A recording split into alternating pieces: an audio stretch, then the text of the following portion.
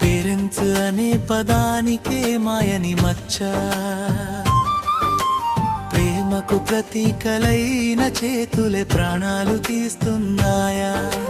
కన్నబిడ్డల నవ్వుల్లో దేవుని చూడాల్సిన కళ్ళే వారి కన్నీలకు కారణమవుతున్నాయా? ఏమైంది మనుషత్వానికి, ఏమైంది తల్లిదండ్రుల ప్రేమకు, బిడ్డల కోసం బ్రతకాల్సిన హృదయాలు? బిడ్డలనే చంపే స్థితికి ఎలా వచ్చాయి? చరణం కీసర ఘటన. 2 ఏళ్ల చిన్నారి అమ్మ ఒడిలో భద్రత వెతికాడు, అమ్మ ప్రేమలో ఆదరణ కోరాడు. కానీ ఆ రోజు ఆ చిన్నరి ఏడుపు భరమైపోయింది, ప్రేమ కంటే కామం పెద్దదైపోయింది. అమ్మ అనే పదానికి గాయం మిగిలిపోయింది. ఒక చిన్న ప్రాణం మూగగా అడిగింది, అమ్మా నేను చేసిన తప్పేంటి? సమాధానం చెప్పడానికి ఈ లోకం మొత్తం మౌనమైపోయింది. కుటుంబ కలహాలు వచ్చాయి, మనసు విరిగిపోయింది. కానీ ఎందుకు ఆపసి ప్రాణాలే బలైపోయాయి? పూజిత కలలు, పూజిత నవ్వులు, లోకిత చిన్న ఆశలు ఒక్క క్షణంలో నేల రాలిపోయాయి.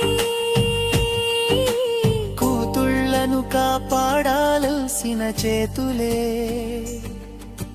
వారి జీవితాలను ముగించాయి. బెరెంచు అనే పదానికే మాయని మచ్చ, ప్రేమకు ప్రతీకలైన చేతులే ప్రాణాలు తీస్తున్నాయా?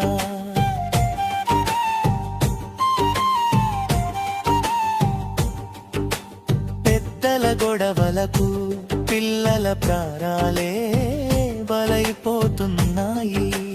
కోపం కళ్ళను మూసేస్తోంది, ప్రేమ హృదయాల నుంచి మాయమవుతోంది.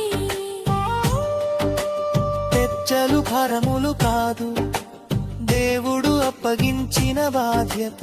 పిల్లలు సమస్యలు కాదు, దేవుడు ఇచ్చిన వరం. క్షణిక కోపం శాశ్వత విషాదమవుతోంది. ఒక్క నిర్ణయం అనేక జీవితాలను చీకటిలోకి నెడుతుంది. ముగింపు ఓ తల్లిదండ్రులారా, మీ బాధను పిల్లలపై చూపకండి. మీ కన్నీళ్లకు కారణం వారు కాదు. ప్రేమను కోల్పోవద్దు, ప్రార్థనను విడువద్దు. సహాయం కావాలంటే అడగండి, కానీ అమాయక ప్రాణాలను బలి చేయవద్దు. ఎందుకంటే పిల్లలు యెహోవా అనుగ్రహించిన స్వాస్థ్యము, వారి నవ్వుల్లోనే భవిష్యత్తు ఉంది. వారి జీవితాల్లోనే దేవుని ఆశీర్వాదం ఉంది.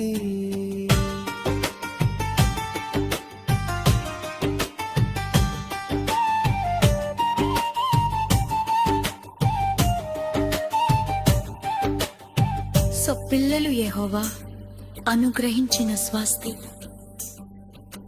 తీర్చరను ఉత్సర్స